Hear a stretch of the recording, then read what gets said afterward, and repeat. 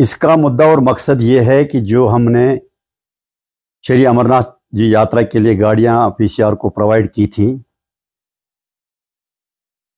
PCR ने हमको वादा किया था कि जैसे ही अमरनाथ यात्रा ख़त्म हो जाएगी हम आपका पेमेंट कर देंगे। हमने थ्रू आरटीओ सारी गाड़ियां दी हैं।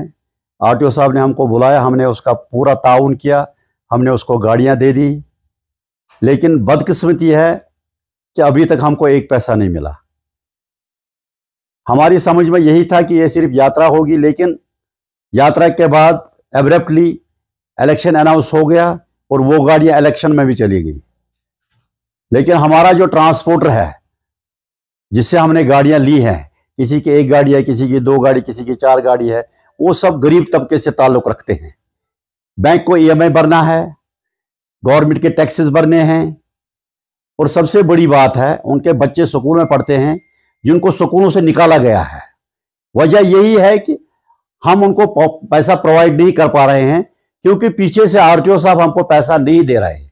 हमने बार बार आरटीओ साहब के नोटिस में लाया है कि ये पैसा हमको वागुजार कर दो ताकि हम गाड़ी वालों को दे दें और हमारे सर से ये बोझ उतर जाए। रोज हमारे ऑफिसों में, चाहे केएमडी का ऑफिस हो, चाहे वेस्टर्न का ऑफिस हो, चाहे और किसी के न्यू जेके का ऑफिस हो, हजारों के तादाद में लोग आते हैं, पैसे का तकाजा करते हैं। औरतें आती हैं जो बोल रहे हैं बच्चों को स्कूल से निकाला है। लेकिन बदकिस्मती ये है कि गवर्नमेंट के पीसीआर के मतलब जो है वो इसको लाइटली लेता है। एक बार मैं फिर मुद्दबाना अपील करता हूं जनाब अमित शाह साहब से, जो कि होम मिनिस्टर हैं, मेहरबानी करके हमने जो यात्रा की है, जो शुभ यात्रा की है, अमरनाथ जी यात्रा की है, आगे यात्रा आने वाली है। फिर अभी कुछ दिनों की बात है, नई यात्रा आने वाली है जिसके लिए फिर से हमको गाड़ियां देनी है। लेकिन हम ट्रांसपोर्टर के पास किस मुंह से जाएंगे, क्योंकि अभी तक हमने पिछले ड्यूज क्लियर नहीं किए हैं। उनके बच्चे सड़कों पे घूम रहे हैं, वो स्कूल छोड़ रहे हैं, वो ड्रग्स की तरफ जा रहे हैं, उनको स्कूल से निकाला गया है, ईएमआई बकाया है, गाड़ियां खड़ी हो गई हैं, जिसका सारा का सारा दोष मुझे दिया जा रहा है। क्योंकि मैंने उस टाइम जिम्मेदारी ली थी ट्रांसपोर्टरों की तरफ से कि जैसे ही यात्रा खत्म हो जाएगी आपका पैसा 15 दिन में वागुजार हो जाएगा। मैं एक बार फिर अपील करता हूं जनाब होम मिनिस्टर ऑनरेबल शाह साहब से और जनाब एलजी साहब से कि हमारे तरफ ध्यान दिया जाए और हमारी ये जो पेमेंट है जो रुकी हुई है उसको बिलफोर वागुजार किया जाए, ताकि हम इन गरीबों में वो बांट दें और ये आगे ये यात्रा के लिए हम उनको तैयार कर दें। कितने ट्रांसपोर्टर्स इससे मुंसलिक होंगे? इसके साथ कम से कम 8,000 से 10,000 फैमिलियां वाबस्ता हैं। किसी की एक गाड़ी है, किसी की दो गाड़ियां, किसी की तीन गाड़ियां हैं। 8 से 10,000 फैमिलियां इसके साथ वाबस्ता हैं, जिसमें ड्राइवर हजरात भी हैं, मालिक हजरात भी हैं, क्लीनर हजरात भी हैं और बाकी एजेंट हजरात भी हैं। बाकी सब इसके साथ मुंसलिक हैं, जिनका रोजी रोटी का यही एक जरिया होता है, जो हमारी वजह से रुक गया है उनको। लेकिन मैं अपनी गलती मान रहा हूं कि मैंने उस टाइम क्यों ये जिम्मेदारी ले ली। तो ये अमाउंट कितना होगा लगभग? अमाउंट टेंटेटिव ये होगा 100 करोड़ से 120 करोड़ तक होगा ये यात्रा और इलेक्शन का, जो हमारी तरफ से है। और भी बहुत सारी एजेंसियां हैं, उनका भी पैसा इसमें फंसा हुआ है। मैं तो अपने जो मेरे जरिए गए मैं तो उसी की बात करूंगा, क्योंकि इसमें हर कोई टैक्स स्टैंड 1 भी है, टैक्स स्टैंड नंबर 2 भी है, ग्रीन वैली भी है, बाकी सारे हैं। हमारा तो केएमडी, वेस्टर्न बस स्टैंड और बाकी छोटी गाड़ियां हैं। और हमने बहुत सारी गाड़ियां जम्मू से लाई हैं और बहुत सारी गाड़ियां हिमाचल से लाई हैं, जिनका हमको अभी पेमेंट करना है।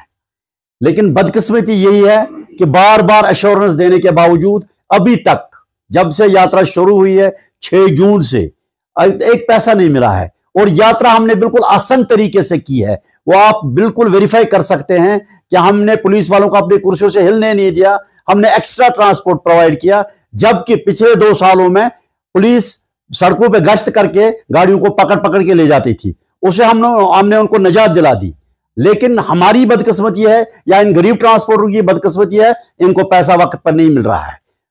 तो एक बार फिर यात्रा शुरू होने जा रही है, क्या उसके लिए आपके साथ उन्होंने अप्रोच किया है? अगर अप्रोच किया है, कहा क्या? अगर नहीं किया है तो अगर अप्रोच करेंगे तो आपकी तरफ से किस तरह प्रकार का जवाब होगा? हमारा यही जवाब होगा कि पहले हम पिछला पेमेंट जो है वो क्लियर होना चाहिए, उसके बाद हम अगली यात्रा के लिए तैयार है। हम इनकार नहीं कर रहे हैं गाड़ी देने से, हम तैयार हैं हर वक्त। ये नेशनल ड्यूटी है, हम तैयार हैं, हम शाना बशाना तैयार हैं। हम जो रात को भी गाड़ी मांगे रात को भी देंगे, हर समय उनको गाड़ी देंगे। लेकिन हमारे साथ ये होना चाहिए, पहले पिछला पेमेंट क्लियर होना चाहिए और आगे जो एग्रीमेंट होगा उसका ये होना चाहिए कि 1 या 2 महीने के बाद हमको पैसा मिलना चाहिए, ताकि ये जो गरीब तबका है ये सफर करने से रह जाए। आखिर में जानना चाहेंगे, बताया गया था कि ईद के वक्त आपको ये पैसे मिलेंगे, लेकिन उसमें जम्मू वालों को दिया गया है जबकि आपको नहीं, उस पर क्या कहेंगे आप? हमको ये एश्योरेंस दिया गया कि आपको पैसा मिलेगा। कितना मिलेगा ये एश्योरेंस नहीं था, 10 करोड़ मिलेगा, 20 करोड़ मिलेगा, कितना मिलेगा। पूरे 7 बजे तक मेरे ऑफिस में कम से कम 3000 लोग ऊपर से नीचे तक, 3 मंजिला ऑफिस है मेरा, इंतजार करते रहे। और 7 बजे मैंने उनको हाथ जोड़ के माफी मांगी और उनको अपने दफ्तर से विदा किया। मेरी आंखों में आंसू आ गए कि मैं ये सोच के कि ये ऐसा हो रहा है कि जो गरीब तबका है इनको मैं ईद पे कोई मदद नहीं कर सकता।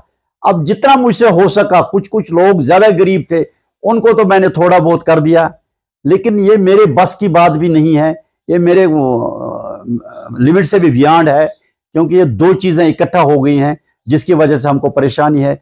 हम गवर्नमेंट को, हम पीसीआर के लिए हमेशा तैयार हैं, हम ताउन करने के लिए तैयार है, खासकर यात्रा के लिए तैयार है हम, क्योंकि यात्रा जो होती है साल में एक बार होती है। इसके लिए हम, वो जो हमारे जो ड्राइवर साहिबान हैं वो 24 घंटा ड्यूटी देते हैं, 24 घंटा 24 आवर्स फोर्सेस के साथ रहते हैं, उनको देखभाल भी करते हैं, वो खाना भी उन्हीं के साथ खाते हैं, उसके लिए हम शुक्रगुजार हैं उनके।